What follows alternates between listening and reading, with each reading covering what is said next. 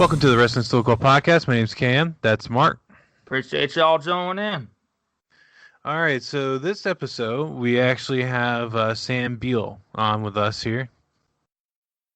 What's up, everybody? This is Sam Beale. All right, so Sam, I actually got a question for you, and Mark kind of brought this up to me. You were on Impact recently, weren't you? I was on Impact this past Tuesday in a segment. Yep. Yeah, that was awesome. So how did that come about? I got the call, and they had me on. Not much more to say about that other than that. Yeah. I mean, yeah. So who'd you work with mainly with that? Just with You don't have to divulge any kind of backstage thing. I just know Don Callis and Scott. I'm blanking on his last name. Are involved. Yeah. Oh no, they just came up to our school and figured some stuff out. And well, you'll have to tune into this week's to see what else goes on with the storylines. But cool. Yeah, I was figuring that I saw you with Sammy Callahan. I was like, wait a minute, that's pretty cool. I was like, yeah, he's got a storyline going on as well, and so I saw him. Like, I didn't know exactly the whole. I mean, I saw the wrestling school scenario there, the situation, and like, I thought that was really cool. I was telling Cam about that. I was like, he's going to do something with Callahan, but I'm definitely looking forward to seeing what he evolves from that too. Definitely looking forward to that one. Yeah, we'll definitely see what happens from it. But yeah. I didn't want to divulge too much about the storyline of that because I know you got to kind of protect what's going on there. So who were you trained by? I originally started training here in Toledo, Ohio, at a place called Northwest Ohio Wrestling. They have since closed their doors, but I kind of was originally trained by a group of people, different individuals. But my main head trainer was CK3 or Crimson. Oh, really? Crimson from Impact? Oh, actually, no. He wasn't on Impact. He Conrad Kennedy III was originally his first name, and he has switched his name to Crimson, and he runs by that. But he's on the Indies. When he was CK3, he was in a little stint in the WWE and things like that. But yeah, right now he's just on the Indies doing this gimmick called Crimson, and it's pretty awesome. He's a heck of a promo he's got. But like I was saying, I had a handful of guys train me. Right. The other ones were Brian Castle, Chris Chambers, Benjamin Boone, Brandon Edwards, Trey Miguel is also training. We trained. Yeah, I was hearing about you were training under along with Trey Miguel as well. That was pretty awesome too. Yeah, it was. Or it is. It is awesome. Absolutely, that is awesome. Yeah. So you're up in Ohio now? Oh yeah, I've actually grown up here. So I'm from a really small town next to Toledo called Rossford, Ohio. Okay, yeah. That's my hometown, baby. I love it there. Everything you go. That's awesome. I used to live way up there. Been a long time, about 13 years, I guess it's been now. I lived in Lima for about a month and a half. It was just for a quick job I was supposed to do, and first time ever up that way, so it was a little different from a southern boy to be up there.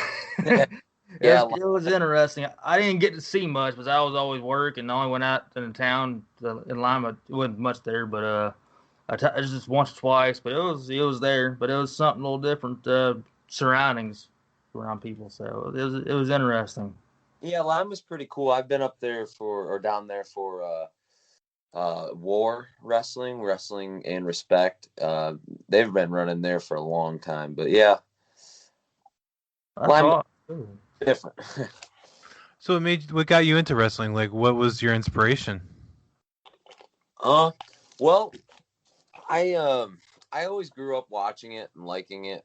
with my brother and stuff. We always used to watch Stone Cold and all of that good stuff. But I kind of grew out of it in my middle school years. But then once freshman year, sophomore year came around, me and my tag partner now, who actually we broke into the business together, we would have like wrestling shows in the backyard, and we'd play with.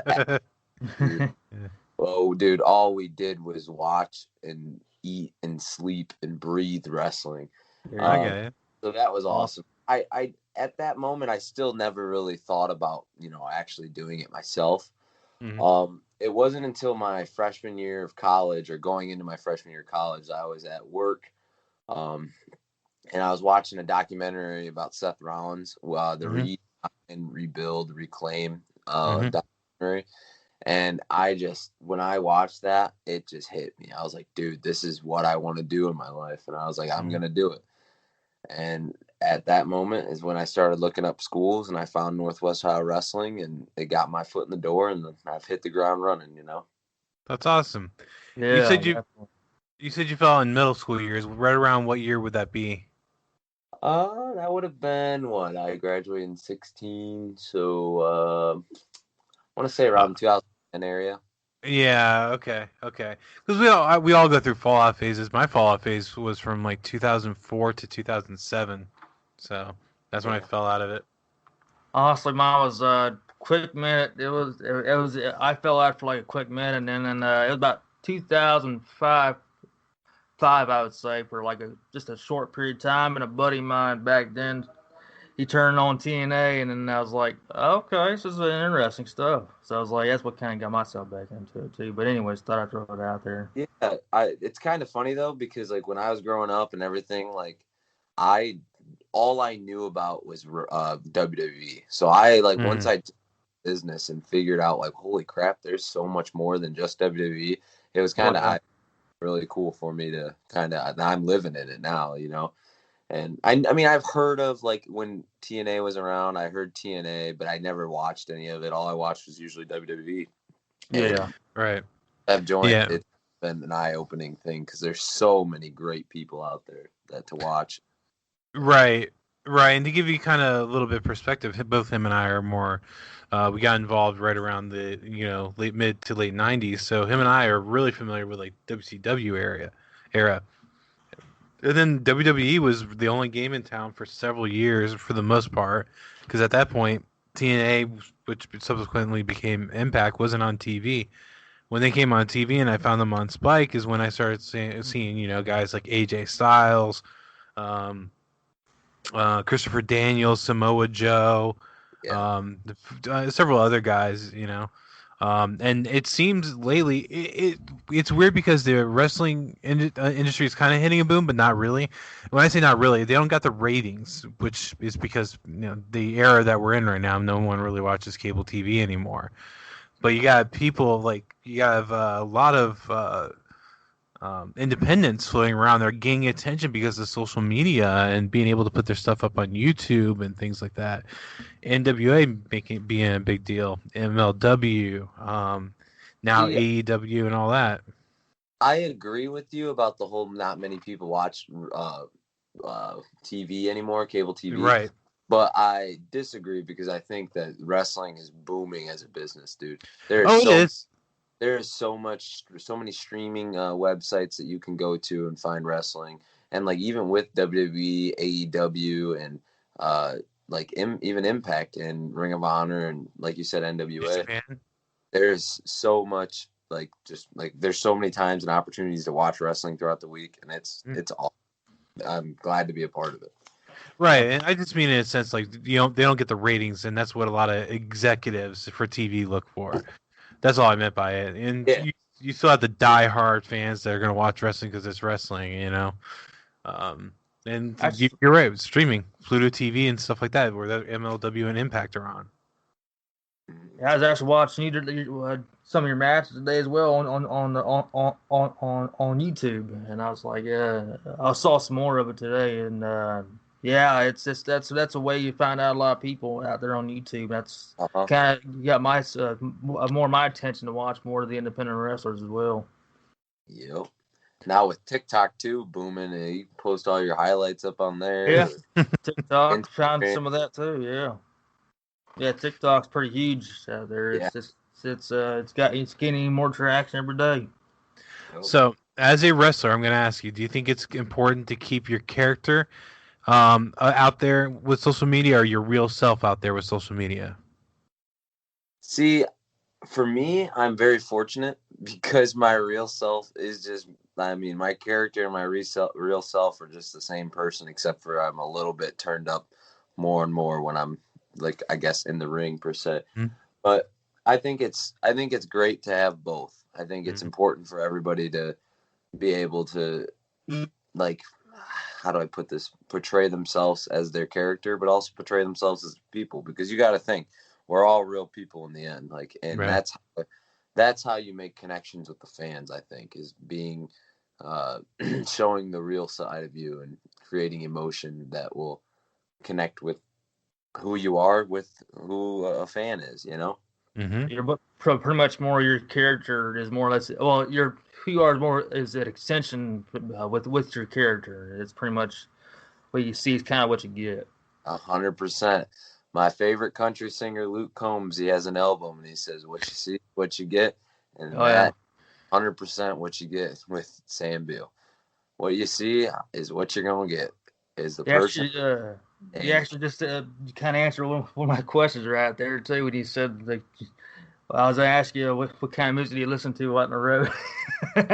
Oh, right there. I mean, you got to listen to some Luke Combs. I'm a big country guy, but you're definitely gonna be hearing me popping some Nickelback and Halsey. Halsey is one bad woman. And ain't nobody gonna tell me differently because she is sweet. Man, you're a man after his own heart. You just named like his music right there. I'm still gaining a little bit on Luke Combs. I'm not. I mean, I think he's talented. I mean, I was following Luke Combs before he would we call being a big star, but I guess about 5-6 years ago it's been now. I guess a little longer than that. But actually, my other career outside of podcasting is a country singer songwriter. I've been doing it for 13 years, so that's I keep into that side business too. It's but yeah, there's a lot of great music out there as well as being like the independents as well. But yeah, I'm also into Nickelback as well.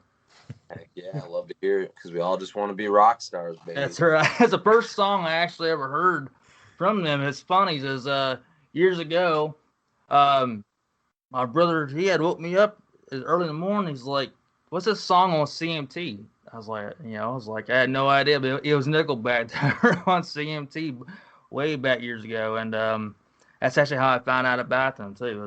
That's just funny being on CMT, seeing them on there, but that's how I found out about Rockstar too. Yeah, I have to. So go ahead. Big.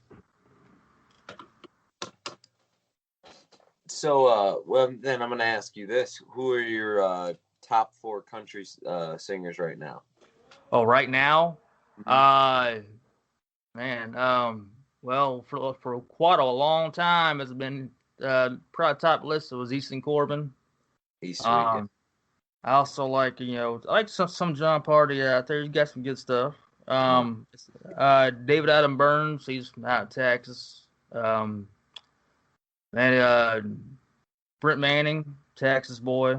I've been listening more Texas than more thing coming out of Nashville. Yeah. Honestly, as I like that more country style, more traditional, just like I am. Yeah.